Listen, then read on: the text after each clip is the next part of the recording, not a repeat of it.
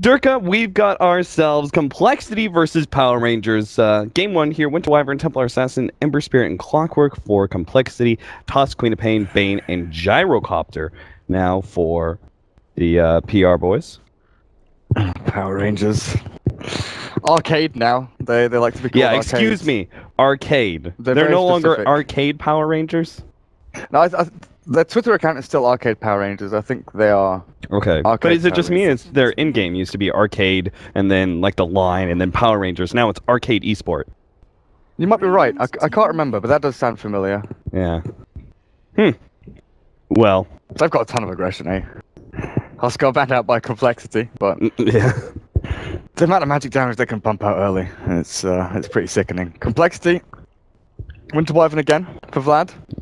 Third game in a row from what we've seen. That's right, that's right. But they've got Pingvin in check now, and I've watched a lot of him over the past couple of months. He was playing for Eternal Envy's Disciples a while back, with McGraw and a couple of other people, sort of a mixed team. Did pretty decently. They've played in like Face It and a couple of the other sort of smaller tournaments, but he is ridiculously good, and I'm assuming he'll be fitting into the mid role, playing Templar Assassin, and we'll see Swindles go off lane again and have Ziz carry, but. They need a lot of farm, I feel, Complexity. See, I'm already really concerned because Complexity did show us that really good game number 2 last night that neither one of us really expected, but I'm concerned because Chessie did really well for them. I felt like in both games, Chessie actually performed like the best on the team, and now they've swapped him out. I don't know what your confidence is in Pingvin check. Okay. I don't know what your confidence is in him, but I'm already concerned that the person who performed the best last night has been replaced. I'm sure this is just Swindle like going through and experimenting with potential teammates, just like they did before TI, which, you know, now you've got a lot more time to work up into TI in order to find that perfect fit. There's no reason not to, you know, experiment in these officials if you're looking long-term enough, you know? I'm pretty sure that he played with them before they got Chessie, because I was looking over their old games recently, and he's definitely stood in for Complexity for a couple of matches, so it seems they've got confidence in him, bringing him back again.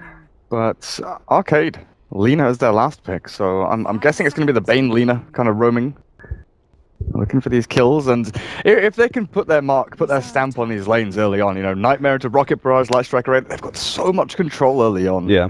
The magic damage being pumped out. Complexity, like I was saying, they need a ton of farm.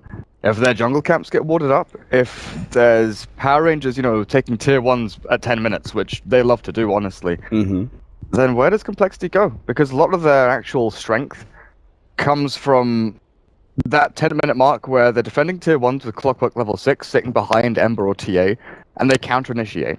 Right. If that one hero gets blown up, counter-initiation is going to be pretty difficult. So their last pick here. Final support, I'm guessing? Baden. Well, okay, that'll help out. Limit the aggression, really allow them to turn these fights around, but it's an unusual pick. Yeah, it's a hero that can be disruptive to the Bane-Lina combination. It can take away Shadow Strike. I'm okay with the idea. You know, it's funny, if they had a Darkseer instead of a Clockwork, you could have this hilarious Ember Spirit Flame Guard plus Ion Shell plus the Aphotic Shield. That would actually be so hilarious to see. The lawnmower. Yeah. I mean, I can kind of see it as it's all right, and it's also one of those supports that doesn't have to fear that combination so much from the Bane Lina. 10 seconds remaining. Yeah, especially once he hits level 6. 5 seconds remaining. Oh. All right. Well, let's get into it, shall we? Looks like it's going to be pretty standard from both teams. You could potentially run aggro try for Arcade, which they might actually do here. Yeah. So do you want them with the Tusk or the Gyro? With the Tusk. Okay. And leave the Gyro solo up against Clockwork. That seems really favorable. And then you've got what's Nightmare, Snowball, Light Striker Ray. And a decent amount of damage, you know, base damage on Bane and Lina's pretty good. Tusk isn't too shabby. Yeah, hell, you can even, in this sort of scenario, you can probably just lead with Snowball and try and sleep the Abaddon. You could even go. Oh yeah, yeah. Yeah. True. And, well, yeah, at level 2. I think maybe at level 1, yeah, you do go brain sap, just because the pure burst damage is so nice. Just because you should, with the snowball, be able to land a light strike array. Yeah. Oh, that's interesting. They're going to place a ward. Now, this should be fairly obvious if they see the trees cut, that the ward is going to be here. But this is a cool idea. If they had actually placed it a little bit higher, maybe they didn't want to reveal the trees were cut, but they would have gotten themselves good vision upwards and downwards. But this ward actually seeing the ramp is decently nice. Most of the time you see this ward placed down here, right below this tree area. That's countered out by the counter ward, but so will this ward if they see it, but I'm sure they will. Anybody who comes over and checks... Actually, I'm going to change my mind. I think this ward is garbage. The battle begins. Really? I think so. If the regular counter ward spot, which I can almost guarantee, which is placed in the left-hand side of this tree, it definitely sees it. Like it's in an arc like that. So I feel like that's pretty garbage. But there's also the ward spot over here. So it could cost an extra sentry. Yeah, I guess for me it's like... Unless that catches... Compare this ward to this ward, right? This ward would actually be able to see in the jungle area. Yeah. Still see down the ramp. Yeah, I don't like it. We'll see. We'll see what problems it causes for them. Yeah. And they're not going to go aggro. That was just the posturing to get that little ward down. Yeah. J4, the Pilot Eye special. No enfeeble level 1, but he's getting in the face of this TA very early. Yeah, just using his superior stats to harass down the TA when he's burned through refraction, go for brain sap. And meanwhile, the rotations actually occur. Complexity had to keep their clockwork now to the bottom lane. Nice block out there from Cheshire Cat. This is a beautiful one that will allow him to get a lot of damage on his Z-Freak with the help of those creeps. This does mean no snowball for now. Winter Wyvern easily rebuffed by the combination of J4 and Barash on the Queen of Pain. It's difficult for him to go back in for another Arctic Burn now.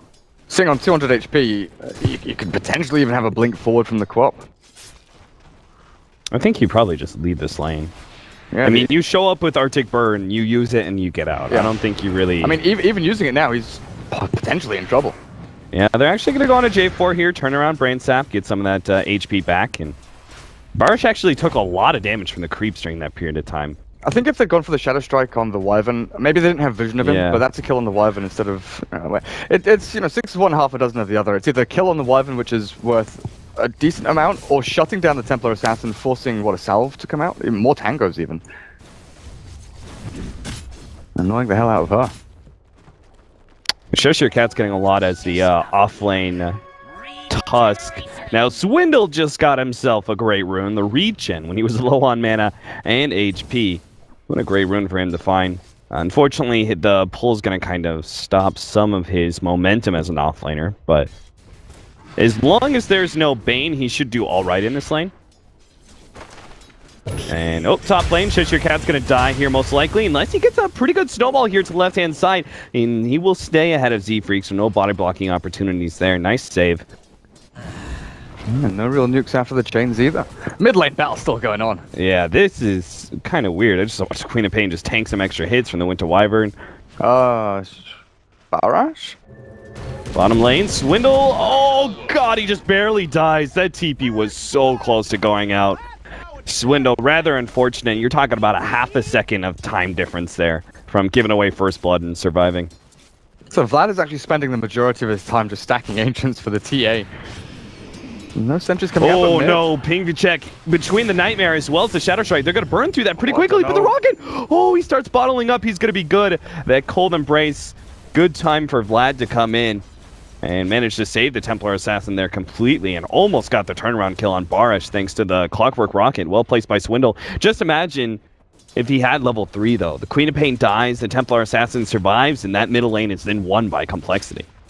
Well, this is a bottle for Quop, and TA sitting on 8 last hits. They're being doubled up on in last hits. Bingmanchek's not having a great time. This Bane just running him down. Every single time he pops into lane. Swindle's trying to lead some experience from this pull through from Big Num. But Lena's got boots, and Swindle's, even though you're level 3, you've gone for 2 in cogs and 1 in flare, which I am concerned about. Maybe a misclick? Gotta be a misclick, But right? I don't think that's the build.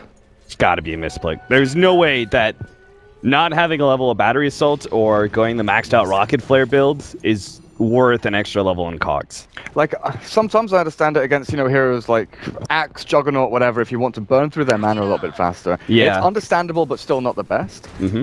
Where you can make a conscious, deliberate decision to go for it, but I agree. I think it's...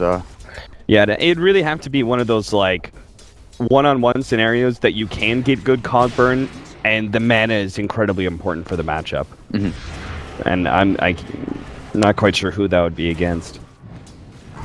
But it's certainly not against this dual lane, Vlad. They seem to be doing all right with this this dual lane on the side of Arcade. They almost lost their Queen of Pain 1 point in time, but if you look at just the general control, it's well in the favor of Arcade. They've got 26 and 10 Queen of Pain compared to the 13 and 0 of Penguin Check. Oh, definitely. If Ben can make stacks as well, which he is doing, just making sure that he's got something, making stacks isn't just for your 1 roll or 2 roll to fall back on. Mm-hmm. It's all for the supports, for the experience. Because if you do run dual lanes, if you run an aggressive tri lane or something like that. Oh no! Oh dear. Swindle ends up dying. Yeah, because you want to push your supports to level 6, especially something like the Bane with Fiend's Grip against an Ember, against a TA. That amount of control can be really critical. And then you've got Alina. With a bottle. That's just a cast bottle, actually. I was wondering where she got the money for that. Barash is... He's cruising. Yeah, Swindle blocked out here by creeps. Are they going to be able to get another kill here? Oh god, he's just shy of the mana. That was definitely a kill. May still be. Swindlemelons will be run down. Another kill for the Gyrocopter. Gyro's just such a tough hero in lane against some of these melees. If you don't get the good set of cogs that you're looking for. Oh, they're going up the top on Ziz. Yeah, Ziz, does he have the flame guard ready to go? It's almost up, but it doesn't matter. The magic damage came through, and they finished it up with a little bit of physical. Another pickoff for Arcade, 4 and 0 already. This Complexity struggling to find a hold in this game 1. This is the trouble. You've got these sort of reactive heroes, but only at a certain point in the game. Mr. Baden needs some levels. Yeah, he's just going to shield himself and try and run away. The Winter Wyvern's done a good job, controlling mid lane a little bit just to try and mitigate. Oh, jeez, okay. Bloody hell, Barra. Oh, I've never seen that before. I've seen it get caught in the crossfire, but actually consciously blinking forward to kill the courier with Sonic Wave, that's fine, whatever. There's no way that should work. Snowball stun, Z-Freak. He's going to be going down before he can get off the Aphotic Shield. It's always the worst feeling when you get Sonic Waved and killed, and the courier's like behind you, just delivered an item to you, and it gets killed off in the crossfire. But yeah, willing to blow your Sonic Wave. I mean, it makes sense. The courier is worth. The last tracker I hit, he's got no Flame Guard left, and looks like the Ember Spirit's going to take a chunk of damage, but they don't have anywhere to close out the kill. They've got Arcanes on Lina though. Lina's pretty farmed. Yeah, this is really farmed. I mean, you don't even have your level 6 yet. That's like the Laguna Blade costs so much mana that if you don't have Arcanes as a support Lina, usually you're wandering around. You get like the combination and then you're out of mana entirely. Lina can actually throw can have some sustain in lane and throw a couple of these combos and still have money for the Laguna Blade. Abaddon and Wyvern are roaming. Well, that doesn't feel like a strong combination. Never thought I'd hear myself say these words. Yeah. The roaming duo of Wyvern and Abaddon, they've got some slows. Yeah, they certainly don't have enough kill power, though. TPs are coming in. Arcades. Cheshire Cat knows that they're completely out of firepower now, so he's going to make their turnaround on a Z-Freak. They'll be able to burst him down. Now the question is, he's going to be able to stay ahead of Penguin Check? No, it looks like Vlad himself. He's just going to be able to right-click him down. Barge was able to take that haste rune, unfortunately. And they'll stay ahead of Ziz's rotation as the Ember Spirit. We saw this last night, though. Complexity grouping up as 4 to try and really stem the flow. Because they're bleeding out here. 6 to 1. And, it's very rarely we look at the net worth difference before, 15 minutes, right?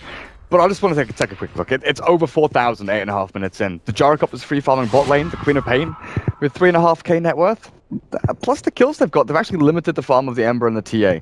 Now these are heroes that can actually fall back into the jungle and, oh god, Swindle again, the cooldown with the Bane there. Brain Sap is available, Tron with the Rocket Barrage, but Swindles will get himself back behind the tier 1. So according to the manager, Beef, you know him, right? He says that they're actually playing with 6 players. Just because Chessy can't play all the matches. Okay. due to his, his injury in his back. Yeah. So they swap Penguin check in and out for Chessie? Yeah, I'm guessing so. Okay. I'm guessing that this is just like again, just figuring it out as it goes. Oh, what a jump and a Sonic Wave to clean it up. Oh, triple kill for Barash. And an Ancient Stack. Yeah, if they could actually steal this one, which it looks like they should be able to. Level 4 flat cannon with phase boots, they can clear this one out. Ziz is going to come in from behind and try and threaten them. Oh, God, he's committing so much. He's going to be able to get J4. The sleep goes off. J4, he barely gets that kill, but now the snowball's going to catch him, and he won't be able to get out after that heavy committal there. Swindle comes in from behind, managed to get a good cogs pushback there, and they get some additional damage onto the gyrocopter, but not enough for them to ever make a commitment. Swindle doesn't have the HP, the mana, or even the skill build for him to be able to commit for more, and now he's going to get caught out. Quick turnaround there from the gyrocopter. He spies out the Clockwork. Cheshire Cat will get ahead of Z-Freak, no problem there. At least the Templar Assassin gets some ancient creeps. Silver lining. Silver lining. Yeah. This cloud isn't just grey. The thunderstorm coming and Complexity going to get caught in the eye of it. It's a bad one. Level 4. This is the biggest problem, The Clockwork not getting level 6 yet, so they can't play that reactive game I was talking about, where 10 minutes in they want the clock behind the TA or the Ember, just to jump in to stop things like this happening. Because a hookshot there would have been amazing for them. Oh, the Jack, is he caught? Oh! Alright, not sure if that's going to be good or bad, as Complexity starts streaming forward with Swindle. Going on Big Num, they do manage to get the Light Strike Array, a little bit extra damage. Ziz comes in from the side, takes out one, but here comes the Gyrocopter. Good cogs pushback though, and that's going to be able to buy some time, but still, Ziz is stuck in the middle of all these heroes. No real escape for him. Still's the only one who gets out of that scenario. He does have a hookshot ready to go, as well as a rocket. Looks like he may go back in the middle lane as they're trying to dive onto Vlad right now. He's got a Splinter Blast. We'll get it onto Barish. If they land this hookshot, no, it's shy. He can't get it, and the Winter Wyvern dies to the Gyrocopter. Penguin check can't really get there.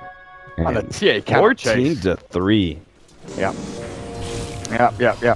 Complexity, they needed to weather the storm and farm jungle, farm ancients, but I think it's long gone past that point. Yeah, it certainly is. At this stage, you've got to meet Arcade head on. I mean, Barash is just going in. Yeah. He's got Sonic Wave in a second. Like, you honestly have to, as Complexity, I feel, group up as 5, kind of forget about farming stacks and trying to bring yourself into the game that way, smoke up, and just go for that, Hail Mary, hook shot onto someone, blow them up, and try and get the numbers advantage. Because if you can kill off the Gyro here, that's a big streak. Kill off the Queen of Pain, limit her progression. We've seen it before, where Queens of Pain actually, even though they go, what is she, 6-0, 4-0, if they don't get their items up, and they save a ton of gold, they can lose it. They can lose that momentum really quickly. Dire's bottom tower is under 15-3, 12 minutes in. Queen of Pain. Point booster. Working towards an Ags. Cheshire Cat. Getting some levels at that bottom lane while his fellow compatriots pushing in that top lane. I've got Winter's Curse and they're moving up to top. I'm guessing Abaddon plus Clockwork. Oh no, Clock doesn't have a TP. They're moving up to fight, but without their best team fight ability. And Clockwork's hookshot, it's gonna be difficult. Yeah, without, especially if they just walk away. Power Rangers know, somehow. Yeah, J4, he's probably gonna be caught in the chains or not. Asleep now, Ziz, he may end up dying here. I don't think the heal's gonna be enough, Jesus. Yeah, that was definitely enough magic damage. They're going to keep on going because they have a Fiend Script they're going to be able to use on a Penguin check here. And Barash will join the rest of his team in taking that Templar Assassin down yet another notch. Damn. 17-3. Dire's top tower is under attack. Rough stuff. But yeah, they've got Winter's Curse, they've got Hookshot. And it seems kind of weird that they smoke up 2 heroes to move top to try and guard the TA and play that game as Hookshot. Cheshire Cat, he's got a snowball, so he can delay his own death for a very long time, even if they were able to make some sort of committal here. Now Swindle's going to be caught out. Cheshire Cat waiting for the Ice Shard's block out. We'll be able to get it on the ramp. Swindle quickly correcting his course, but will be caught out here. It looks like the nukes are still going to be enough, even with the heals Not enough to save Winter's Curse on a J4. Down. Pinkman Check is coming in, but here comes the Gyrocopter. He's going to get 3-man ultimate here. Running down Pinkman Check first as the Templar Assassin priority number 1, and Big Nut takes the rest. It's the humiliation. Just saw that Gyro coming in. I clicked on him. Right, he's got ulti, he's got flak, he's got, oh god, he's got everything. They were grouped up so perfectly for the Gyro just to sideswipe and bring them all down. Ember, still alive up at top. But at this point, Cap, I honestly don't know. Yeah, I mean, it's only the Bane who isn't ahead of everyone from Complexity and Net Worth. All of his other allies are actually ahead. It's not a great looking scenario for Complexity as Barish turns around, goes for the kill on Ziz. Forced out the Sonic Wave at the very least. Is it Ag's upgrade yet? No, still not. No. Queen of Pain, I think part of the problem is he hasn't actually been getting all the kills. Yeah. He's gotten a lot of assists in all these team fights, but he's not the one claiming the last hits. Swindle punched up in the air, and Gyrocopter ultimate, and that's definitely another kill. TP in from the Batten is not going to be in time, that's for sure. 15-minute S&Y Helm with the phase boots on Gyro. Bloody hell. 10-0-3. He doesn't care about creeps. He's got 83 CS, which isn't amazing for a Gyro at this stage. You know, you're always looking at sort of 110, 120, something like that. But Big Num, who's he chasing? Z-Freak just walking through the enemy jungle. Alright, well, that's another kill. We're just watching a massacre on our hands here. 23-3. As Arcade Power Rangers, they're just going to keep running at these heroes. Keep finding these pickoffs. They've got to be ahead. So 15,000 by 15 minutes. And it's been a steady increase, right? It had a little bit of a spike when I first looked at it, sort of 6 minutes in, the 4K jump, but then it's just been up and up. Right. Another Fiend's Grip. Swindle doesn't have anybody to stop this. This is ideally what the Abaddon is for. That Aphotic Shield can stop not only Nightmare, but as well as Fiend's Grip. Like, usually we see graphs like this when people have a solid farming lineup, right? They have that pressure push, they take tier 1, tier 1, tier 1, they farm the jungle, farm enemy jungle, and we see the steady increase and the sort of regular acceleration of the net worth increase. But this hasn't been farming. This has been tier 1s and fights. This has been Power Rangers just killing heroes over and over again. It's honestly amazing. Alright, time to finish up that Ags before Barish uses the next Sonic Wave. That's up in 15 seconds, but first, he needs 150 gold to get the Aghanim Scepter. Now he can throw that Sonic Wave around every 40 seconds. Complexity, sort of a desperation smoke on their hands right now. This is one of those, like, okay, this game's going real bad for us right now. We got to do something. We got to get a pick off. Turn that into Roshan. And they're heading into the enemy jungle now, but the only thing they can really gank, it seems, yeah, they're going to get J4. Oh, Vayne. Oh, somebody save the courier, man. Somebody get the courier. Alright. Oh, that's a kill. 4-man smoke on a 5-man rotation for a Bane. Yeah. It's not great, but I suppose it's a start when you're this far behind. Tron, the Gyro still isn't unkillable. You know, if they manage to take his streak, that's a ton of gold going to someone like the TA or the Ember Spirit. But at this stage, you know, we've seen Embers really struggle a lot of the time against these pressure fight lineups to actually get into the items, and when they do, the Battle Fury sometimes can just be that little bit too late. So you got to go back and farm and build up into the. Oh, Swindle, this could be a good pick off. Barish doesn't have a blink up for another 2 seconds, or Swindle could just straight up die. He needs the Aphotic Shield. He needs some heal, something. Barish is going to end up going down here. Blink. Oh, he just barely gets out of there. Now here comes the rest of the Arcade Power Rangers catching Complexity underneath their tower. It's a massacre. It's everyone from coL may just end up dead here. Ziz, he's trying to get out as the last surviving member, but there's no escape, and GG is called. Complexity. Desperation Smoke is indeed exactly what that was earlier, because you could see they were on the precipice of calling it. This game was very one-sided, and Complexity knew it. I can't remember the last time, Cap, I saw a game end without a single tier 2 tower falling. Wow. Usually, you know, we see GG's early when people are knocking on the door of the tier 3s, threatening racks and things like that, and it's like, okay, well, we can't rebut this, we can't really get ourselves back into the game, we'll just call it. But